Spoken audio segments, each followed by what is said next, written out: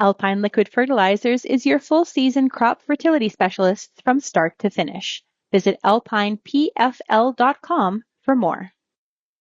I'm Shaun Haney, and this is RealAg on the Weekend.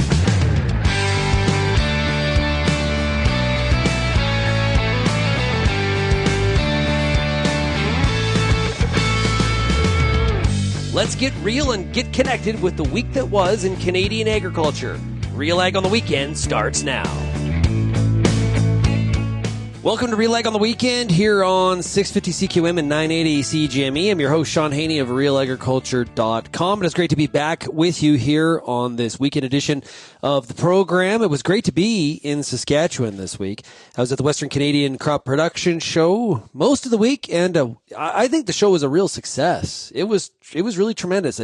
Talking to a lot of exhibitors, they talked about how busy it was. Tuesday was a surprise. Wednesday was very busy. And even on the Thursday, the last day, as I was walking around, it felt like there was some pace to it. And this has been one of the challenges with some of the other farm shows of this style, is trying to get people to come out. And the weather was very cooperative this year. Yes, it was nice to be in Saskatoon and not facing minus 40, minus 50, these temperatures where, forget about starting your truck, just nothing moves and you can't walk half a block to the restaurant from the hotel. That was not the case this year. Very mild, temperatures around freezing.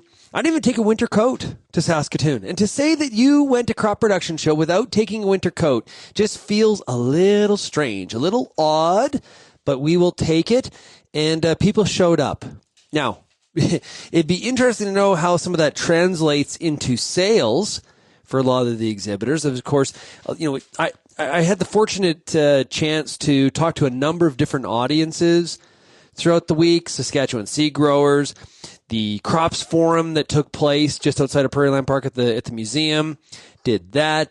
Did a workshop on Thursday on the business of farming and thinking about diversification.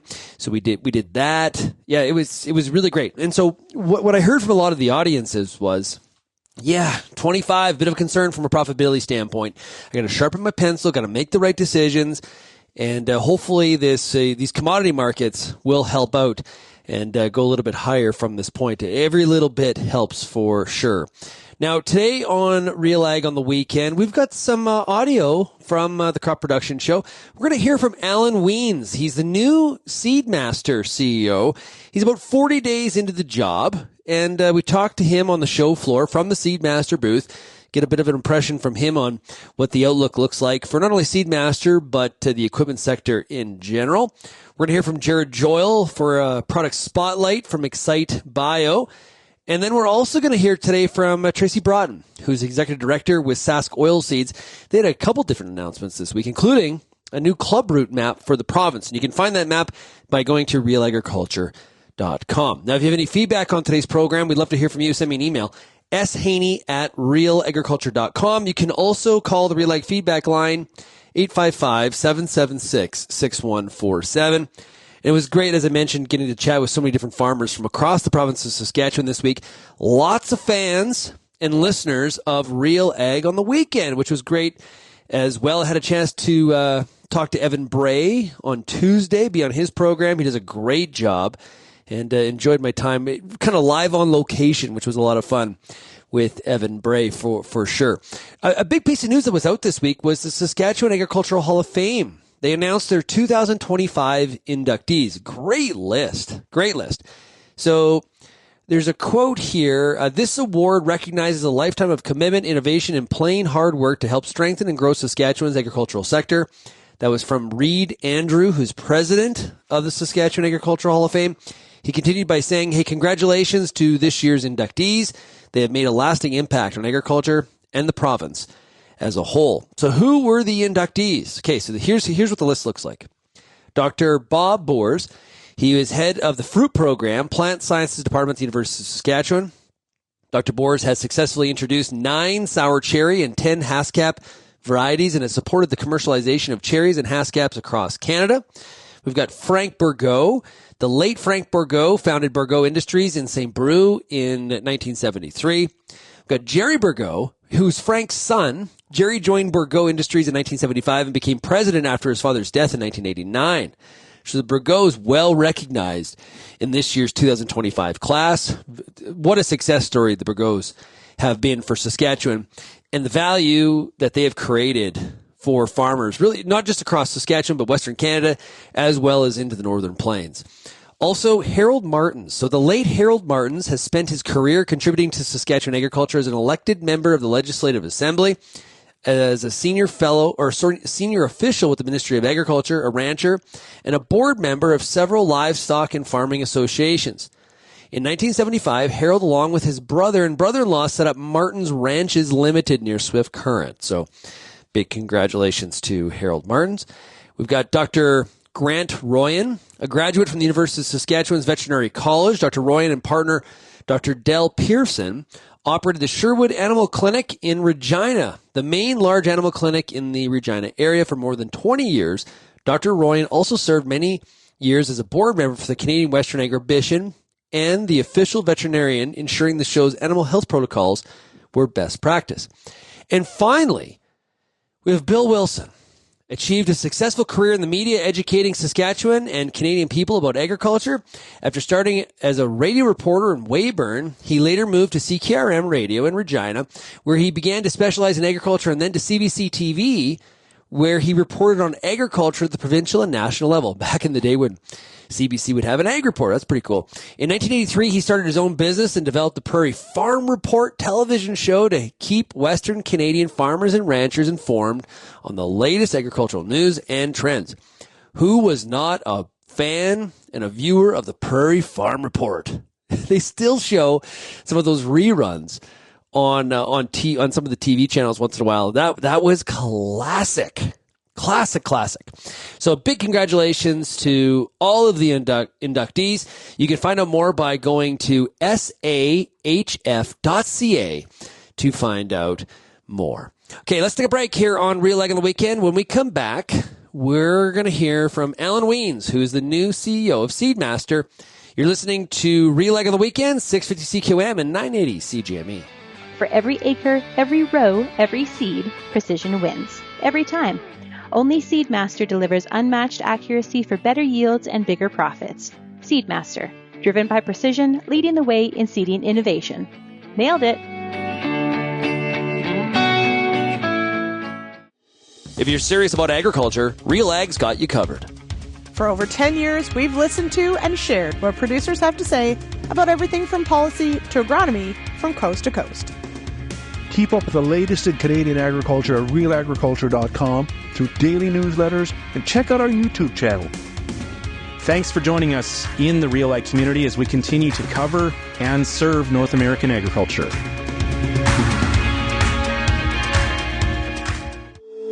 If you're involved in the agriculture industry, it's important to stay informed on all the latest issues affecting your business. At RealAgriculture.com, we offer fast, reliable news, information, and insights to help you keep on top of all of the latest in Canadian agriculture. Visit RealAgriculture.com and sign up for our free daily newsletter covering everything from news, agronomy, animal agriculture, and much more. Visit RealAgriculture.com/subscribe today.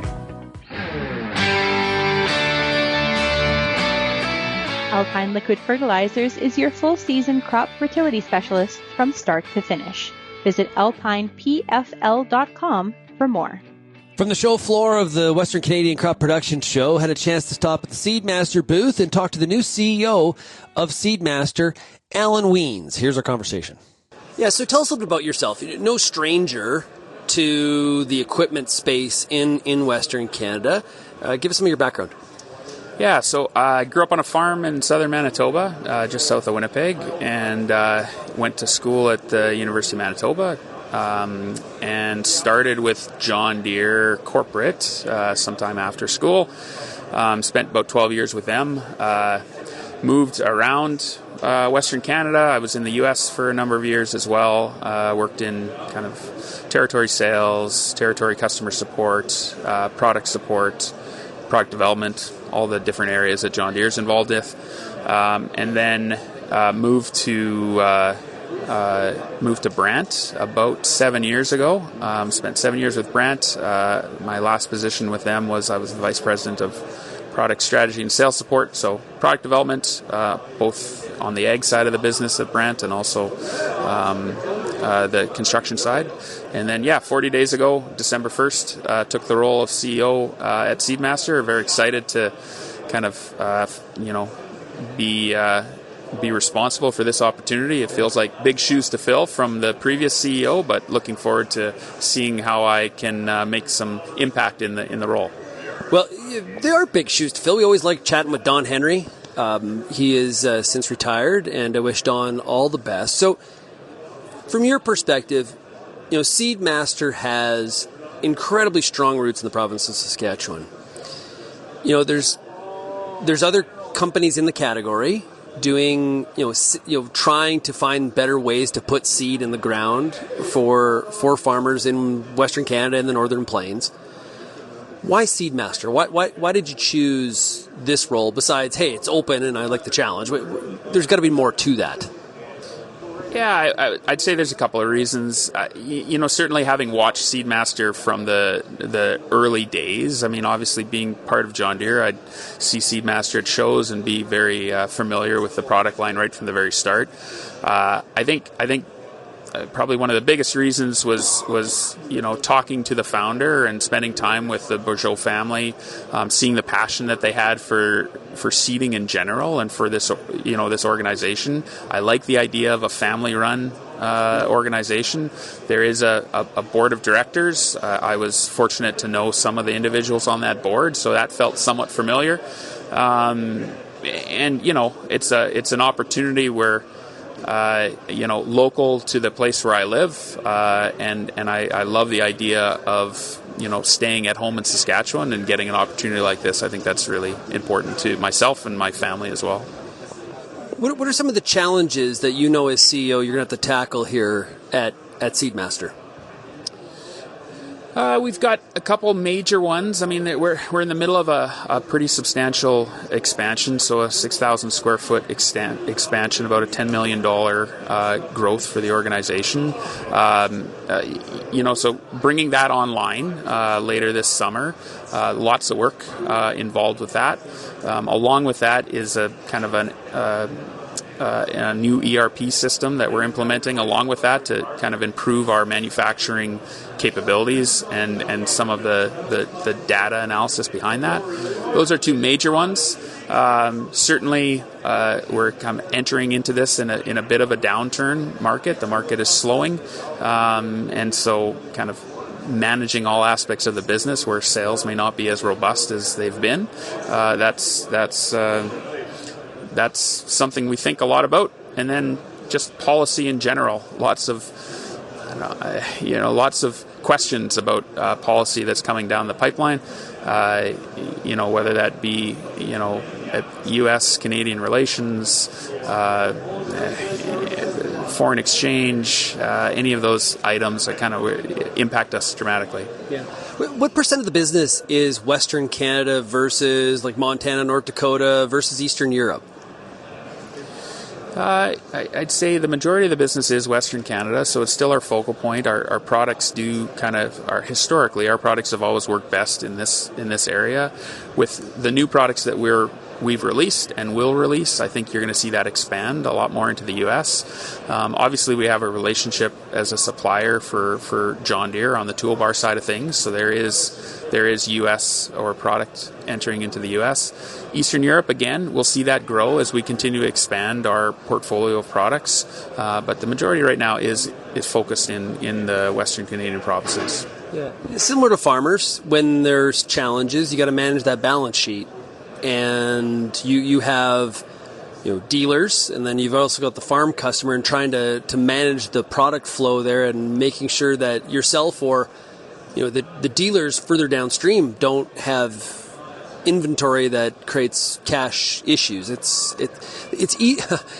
In some ways it's much easier to manage probably in the up times than in more of the slower cycles, is it not? Yeah, for sure. There's no question when every one of your orders have a retail name associated to it, then it's very easy to manage your inventory position.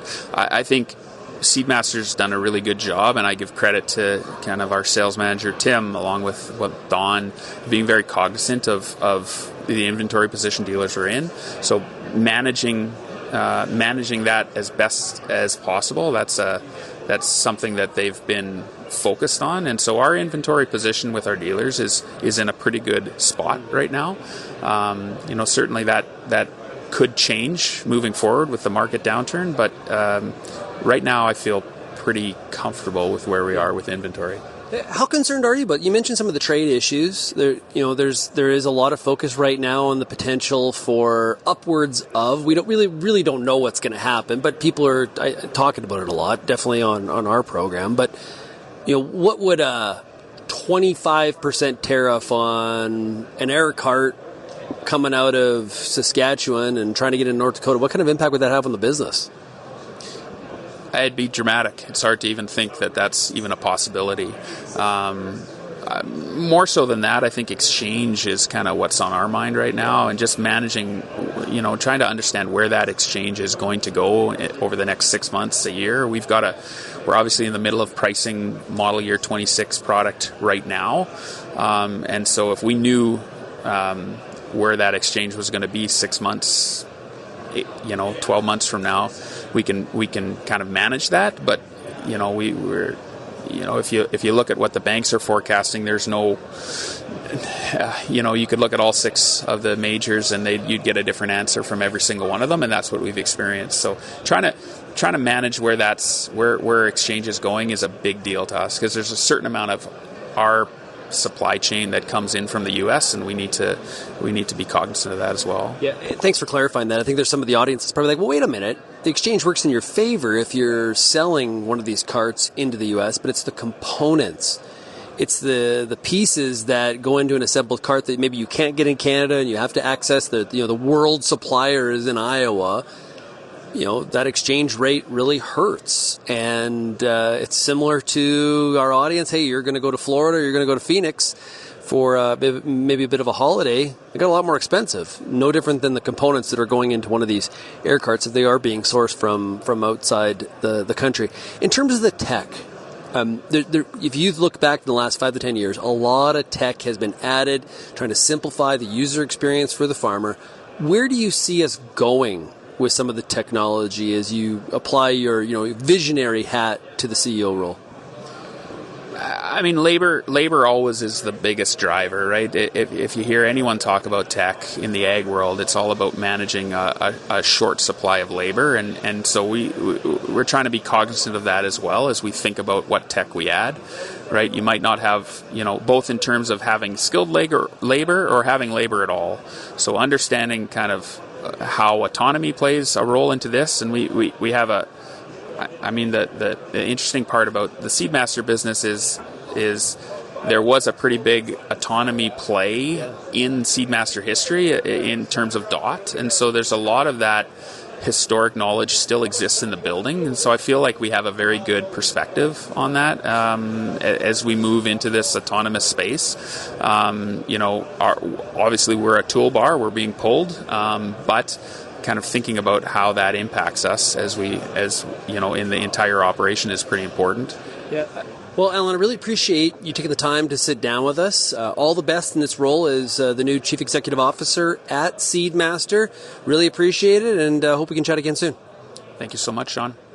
When we come back on RealAg on the Weekend, we're going to hear from Jared Joyal of XiteBio and a product spotlight. You're listening to RealAg on the Weekend here on 650 CKOM and 980 CGME. RealAg Radio is Canada's only daily radio show focused on agriculture. Get expert advice on Agronomics Monday. Tuesdays and Wednesdays will cover a broad range of issues. Thursday we'll hear from farmers across the country on the Farmer Rapid Fire. And we'll wrap things up Fridays with the RealAg Issues panel with Kelvin Hefner and Lindsay Smith. Join us Monday through Friday at 4:30 Eastern. And don't forget about the replay at 7 in the morning on Rural Radio 147, Sirius XM. Get all the information you need to keep your pulse crop healthy and profitable with the Pulse School on RealAgriculture.com. The Pulse School is a free YouTube video series covering agronomy, research, and more across a host of different pulse crops. It's also available as an audio podcast wherever you download or stream your favorite podcast. Check us out on YouTube or visit RealAgriculture.com. The Pulse School, brought to you by BSF Canada.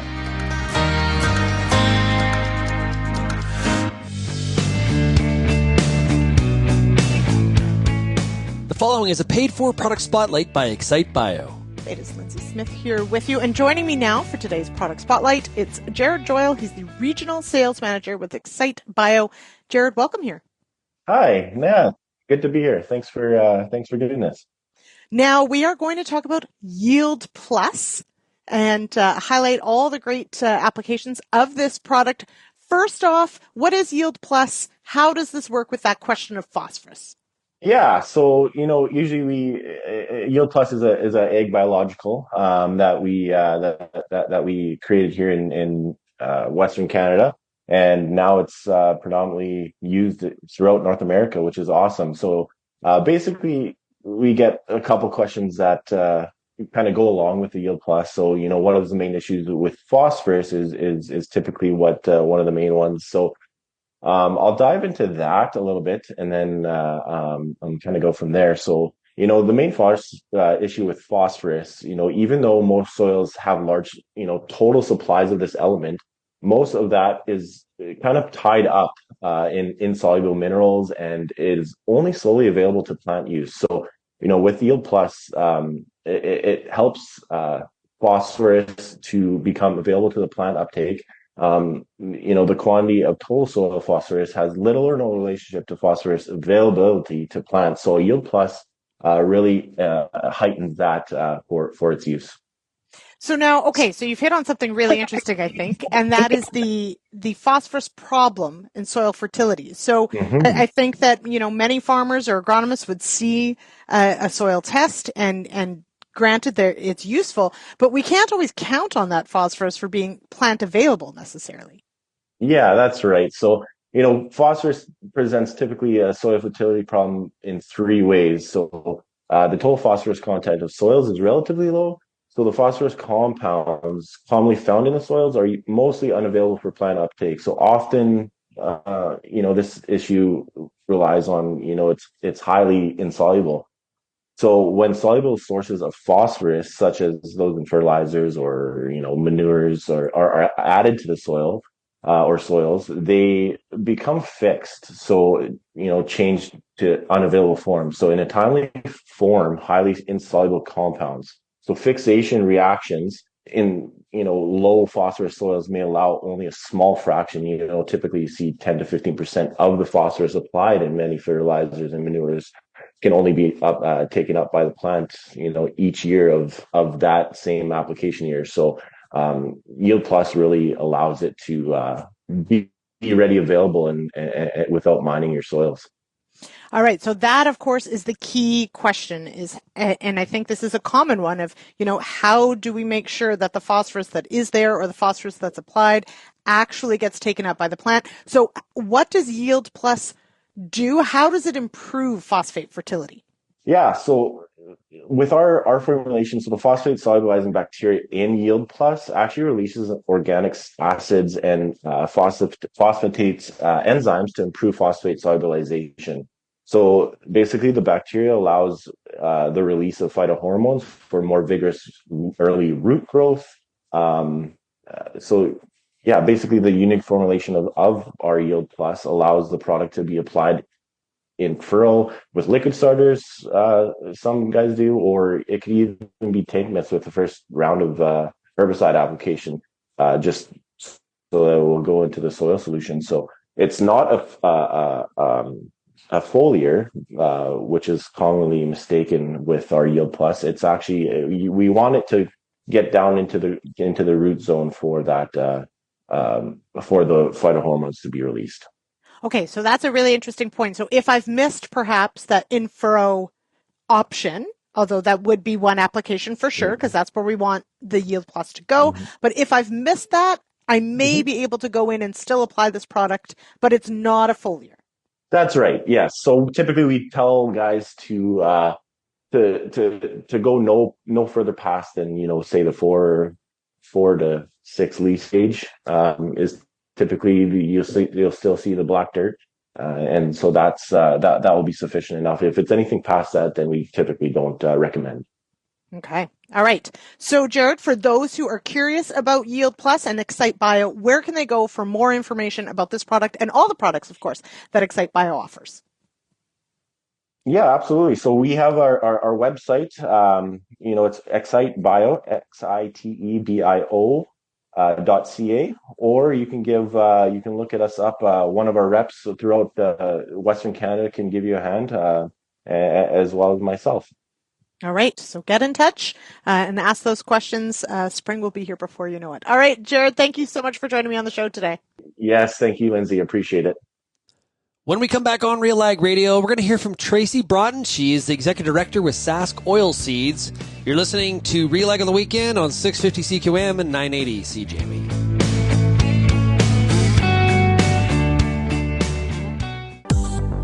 I'm Lindsay Smith from RealAgriculture.com. Join me Monday nights for The Agronomists, a 1-hour live and interactive show broadcast across YouTube, Facebook, and X. Monday nights at 8 p.m. Eastern, I host expert agronomists from all over the country to give you answers to some of the toughest agronomic questions. Join us live or catch the replay Tuesday morning. That's The Agronomists with me, Lindsay Smith, Monday nights live at 8 p.m. Eastern.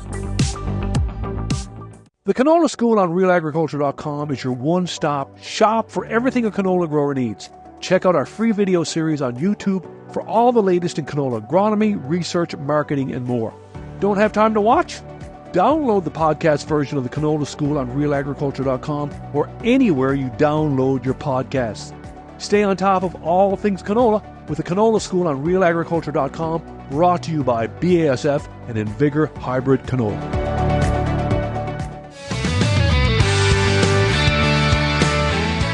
Maximize productivity and profitability with an innovative all-in-one approach to farming. Combining accounting, business planning, agronomic field planning, and advanced technology, MNP Ag Intellect delivers personalized solutions that empower you to make confident, data-driven decisions. Visit mnp.ca today.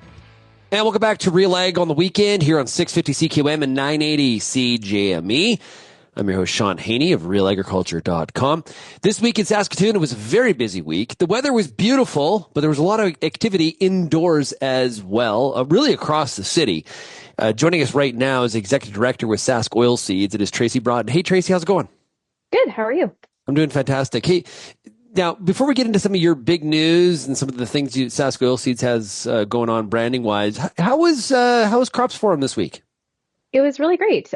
We had about 300 farmers and industry government folks that were able to join us for our Crops Forum, where we had our AGMs, annual meetings for Sask Wheat, Sask Barley, Sask Pulse Growers, and Sask Oilseeds. We also had some speakers going on. Yeah, I had fun on the stage. I did one of the panels, and we talked about research, and we had a good laugh with it because it was the last session of Tuesday, and I was joking about how the last session of the day we got to hang on to this crowd talking about research, and it was awesome. People were like so attentive and asked some great questions from the audience. We went for like an hour and a half. It was a lot of fun. Yeah, you had some really great people on the panel there. Angela Bedard-Hahn from the University of Saskatchewan, Bill Gruhl, our new Deputy Minister, and Steve Webb from the Global Institute for Food Security. So some pretty heavy hitters when it comes to, carrying out research and being a part of the funding and the strategies.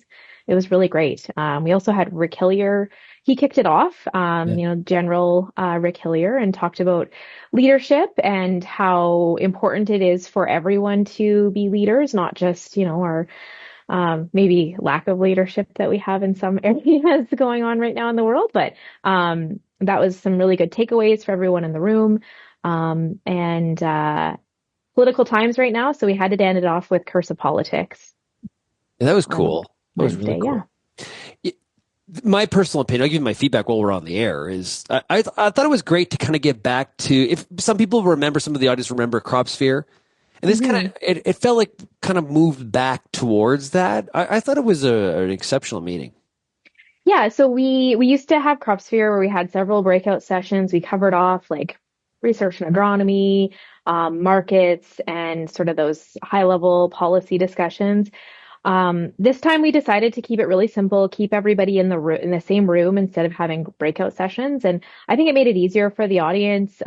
We had fewer sessions, but maybe some more all-inclusive discussions and lots of networking, which is, I think, the biggest thing that everybody was missing. Like last year, were able to get through all of our AGMs in one day and made it very simple for those who are interested in the goings on of the crop commissions, but not a lot of time for networking. And that's where we all learn from each other, right?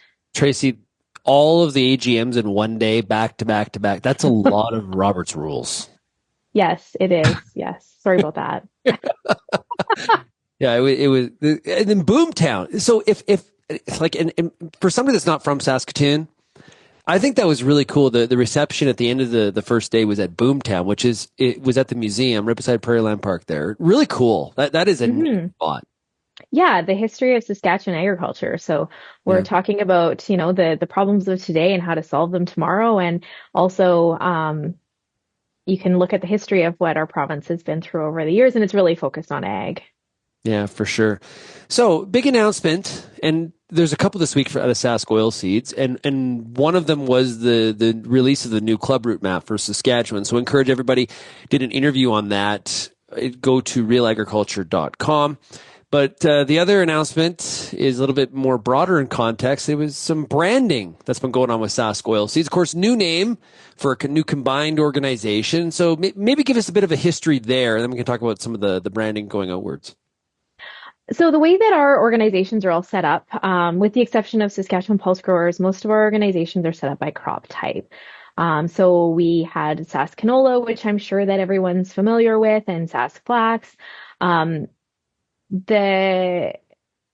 the years, the organizations have become more mature, and as a result, we are doing a lot of the same things. We work together on a lot of things.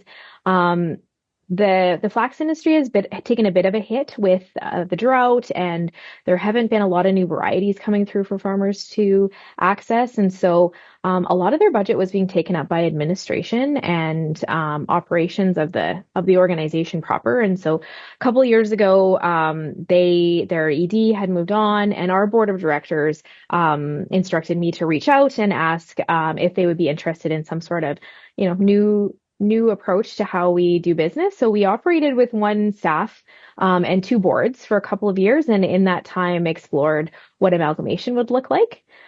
We went through all the process, as you mentioned, a lot of Robert's rules and governance, and so there was some process that we had to get through our AGMs and resolution and consultation with our members. And as of August 1st, we've been calling ourselves the Saskatchewan Oilseed Development Commission, or Sask Oilseeds. And that gave us some time to update some of our marketing. So we now have a brand for both organizations, and we launched that as of January 15th with our annual report. And our AGM, we were able to present the final set of financials for Sask Canola and Sask Flax. Now, there isn't a lot of soybeans in the province of Saskatchewan, but they're over at Sask Pulse, right? They are, yeah. The way that our province defines it is more from a botanical standpoint rather than end use. Well, you steal those over to your side. Well, let's talk to the farmers about that. Carl may have something to say about that. Yeah. Sorry, Carl.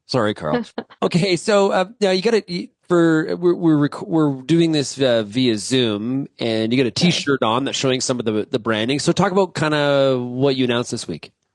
Yeah. So in the past, the Sask Canola brand and the Sask Flax brand really focused on the flowers of each of the crops. I think that's what everybody thinks of when they think of those two crops visually. Yeah. And it would have been really busy to start adding in a bunch of flowers, and we thought we want to keep it really simple, and we don't want our logo to be our brand. So we talked with a marketing agency here locally in Saskatoon, and they came up with an icon that it represents what we do, which is invest in research. It signifies a seedling because we're about crop research, a book, which is about knowledge and research. And then we also included an oil drop for the flax and canola. It could also be viewed as like a seed as well. And it's encased in the province of Saskatchewan because we are provincial. Yeah. And what was some of the reaction? Did you unveil it then at Crops Forum? Yeah, I think we had quite a bit of positive reaction.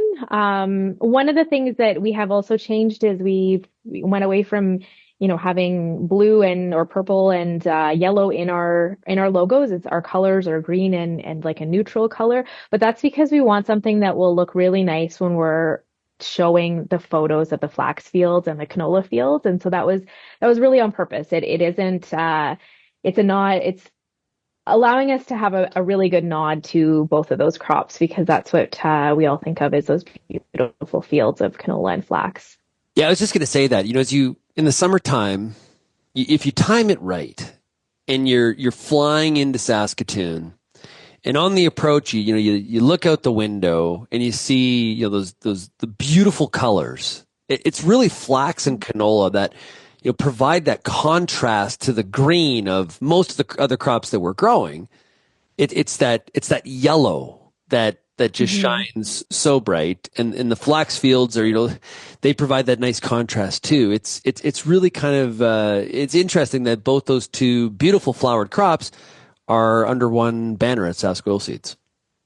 Yeah, it's giving us a bit of an opportunity. Like there's efficiencies that are gained with respect to like policy and things like that, and even just on the research side, there are efficiencies to be gained. But then we're also able to expand. Like we haven't talked a lot about breeding efforts in canola because that's all carried out in the private sector.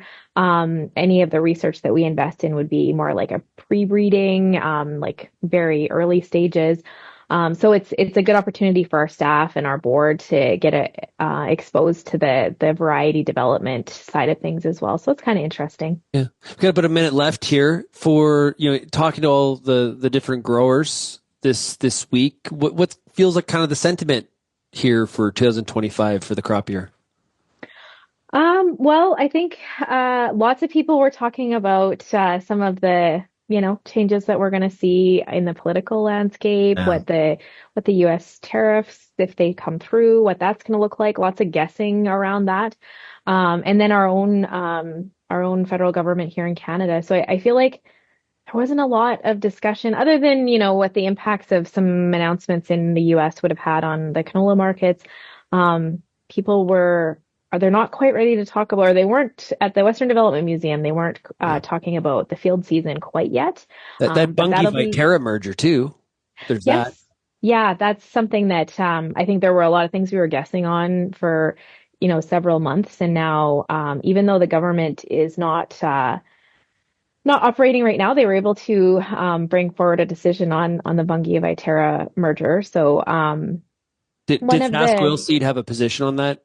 On that merger? No, we didn't have a position on that merger, specifically because there were so many things up in the air. We did give feedback to the Competition Bureau directly, and we had farmers able to provide feedback on their individual, trucking situations, delivery options, and how it might impact things. But we leave a lot of that forward-looking advocacy efforts for national or federal government to our national organizations to kind of take the lead on. Great. We've been talking to the executive director with Sask Oilseeds, based out of Saskatoon, is Tracy Broughton. Tracy, thanks so much for joining us here today on RealAg on the Weekend. Yeah, thanks for having me. Okay, if you have any feedback on today's show, send me an email, shaney@realagriculture.com. You can also find Real Agriculture across all the social media platforms, or you can always call the RealAg feedback line, 855-776-6147. Thanks, everybody, for tuning in today on 650 CQM and 980 CGME. It's another episode of RealAg on the Weekend. Talk again next week. Cheers, everybody.